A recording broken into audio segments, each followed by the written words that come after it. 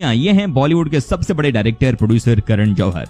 कहा जाता है कि हमारे देश के सबसे टैलेंटेड डायरेक्टर हैं, जिन्होंने की एक से बढ़कर एक फिल्में बनाई हैं, लेकिन साथ ही साथ इन्होंने बॉलीवुड में बहुत कांड भी किया है। जी हाँ, इनके ऊपर भी बॉलीवुड के गिने चुने परिवारों को मदद करने का आरोप लगता रहा है। कोई इन्हें लड़का कहता है तो कोई इन्हें आप समझ ही गए होंगे कि दुनिया इन्हें क्या कहती है। खैर, इनका कई लोगों के साथ बहुत अच्छा रिश्ता है तो कईयों के साथ 36 का आंकड़ा है। क्या है करण जौहर? क्यों इतने सफल होने के बाद भी कोई इनको वैल्यू नहीं देता? क्यों कोई इन्हें मर्द की तरह नहीं देखता? आखिर ज्यादातर आम आदमी इनके नाम को सुनकर ही मुस्कुराने लगते हैं। आइए हम आपको दिखाते हैं करण जौहर की लाइफ से जुड़ी सारी बातें।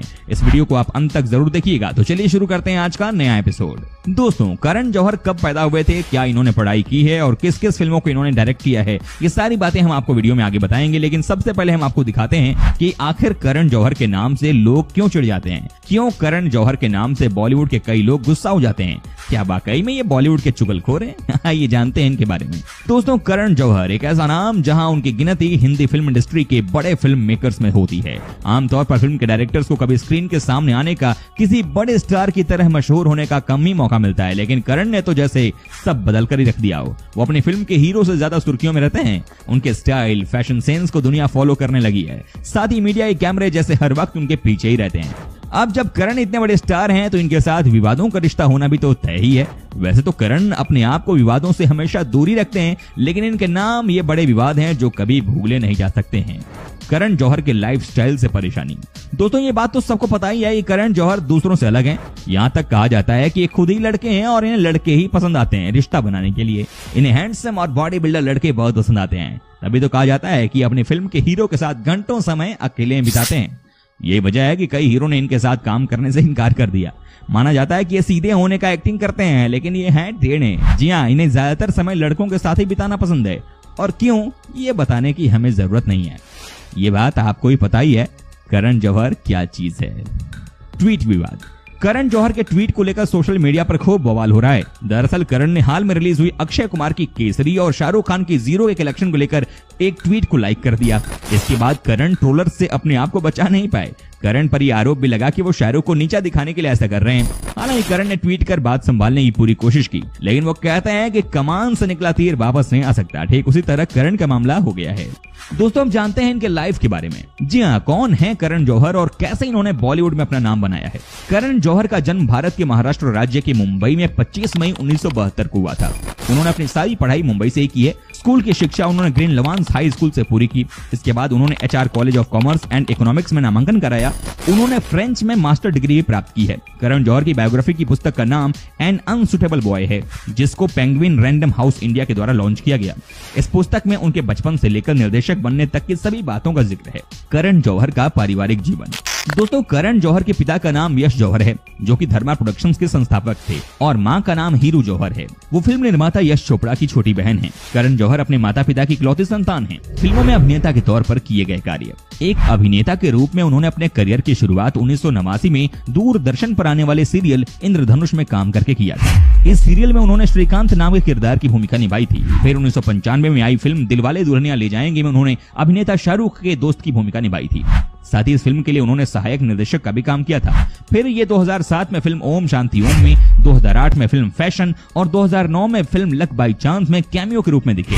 उसके बाद 2015 में उनके द्वारा पूर्ण रूप से अभिनीत फिल्म बॉम्बे वेलवेट आई, जिसमें अनुष्का शर्मा और रणवीर कपूर भी थे। ये फिल्म बॉक्स ऑफिस पर कुछ अच्छा प्रदर्शन नहीं कर पाई, लेकिन करण जौहर द्वारा किए गए अभिनय की सबने प्रशंसा की। उनके अभिनय की तारीफ करते हुए फिल्म आलोचक सरिता ए तनवर ने कहा कि फिल्म में करण जौहर ने अपने किरदार को बहुत सम्माननीय तरीके से निभाया है, जो कि पूरी तरह से प्रशंसा करने के लायक है, क्योंकि वो एक प्रोफेशनल अभिनेता नहीं है, ये उनका क्षेत्र नहीं है, फिर भी उन्होंने अच्छा काम किया है। हार्दिक पांड्या विवाद। पिछले दिनों टीवी शो कॉफी विद करण विवादों में छाया था। उसकी बड़ी वजह थी करण के शो पर आए क्रिकेटर हार्दिक पांड्या और KL राहुल का महिलाओं को लेकर की गई टिप्पणी। महिलाओं के खिलाफ बोले जाने पर करण हार्दिक की बात पर हंस रहे थे। इस पूरे विवाद में करण को भी दोषी माना गया। इस विवादित एपिसोड को लेकर इतना बवाल हुआ कि पहली बार हॉटस्टार से हार्दिक पांड्या बवाल एपिसोड हटा दिया गया। नेपोटिज्म। बॉलीवुड में नेपोटिज्म को लेकर शुरू हुआ विवाद अभी तक थमा नहीं है।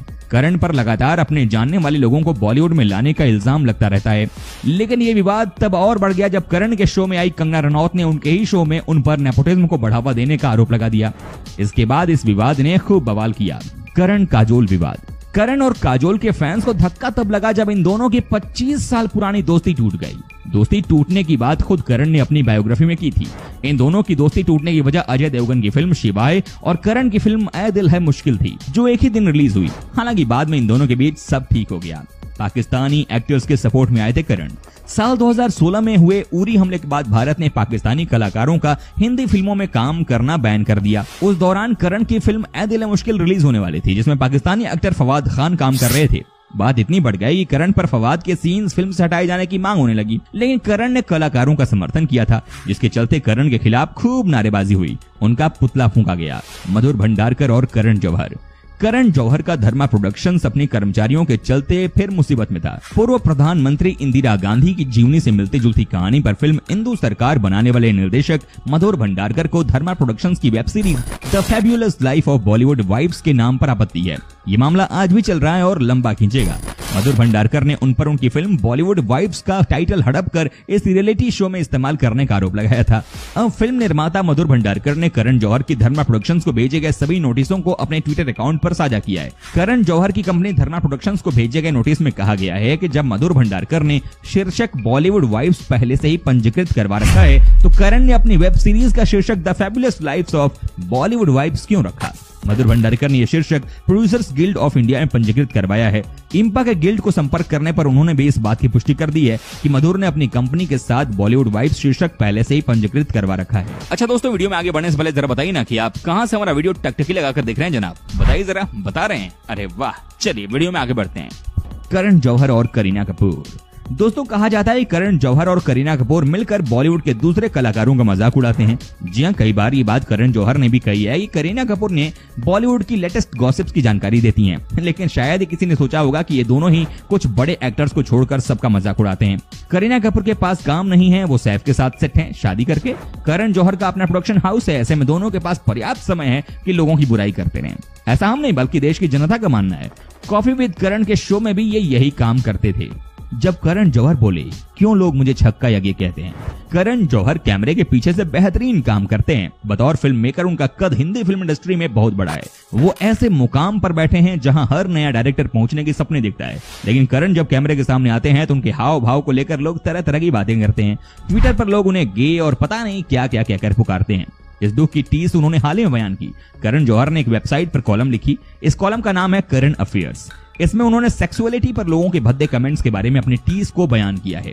उन्होंने लिखा है, ऐसा क्यों है कि जब भी मैं इंस्टाग्राम पर फाउटिंग पिक्चर शेयर करता हूं तो लोग मुझे छक्का या गे कहते हैं। करण जौहर ने लिखा, मैं फिल्म इंडस्ट्री से जुड़े उन शुरुआती लोगों में से हूं जो ट्विटर पर सबसे पहले आए।